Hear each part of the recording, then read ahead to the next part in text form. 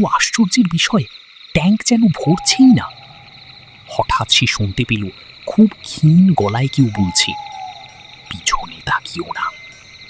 রাহুল থমকে গেল, কিন্তু মানুষ যত নিষেধ পায় তত কৌতূহল বাড়ে।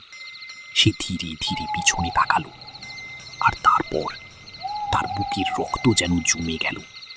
গাড়ির পিছনের সিটে বসে আছে 3 জন রক্তমাখা মানুষ। তাদের চোখ দুটো সম্পূর্ণ সাদা, মুখে অদ্ভুত হাসি। একজন ফিস ফিস করে বলল, আমাদের সঙ্গে চল। ভয়ে রাহুল পিছিয়ে পড়তেই হঠাৎ পুরো পাম্প অন্ধকার হয়ে গেল। চারপাশে শুধু ঠান্ডা বাতাস আর কান্নার শব্দ। কয়েক সেকেন্ড পরে আলো ফিরল। গাড়িটা নেই, কেউ নেই। শুধু মাটিতে পড়ে আছে একটা পুরনো খবরের কাগজ। কাঁপা হাতে সেটা তুলে রাহুল পড়তে লাগল। 5 বছর আগে এই পাম্পের সামনে ভয়াবহ দুর্ঘটনায় একই পরিবারের 4 জনের মৃত্যু।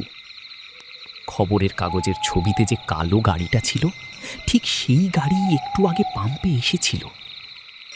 পরদিন সকালে পাম্পের মালিক সব শুনে চুপ হয়ে গেল। তারপর ধীরে ধীরে বলল, প্রতি বছর এই দিনটায় ওরা ফিরে আসে, আর যে ওদের মুখ দেখে সে বেশি দিন বাঁচে না। রাহুল ভয়ে চাকরি ছেড়ে দিল।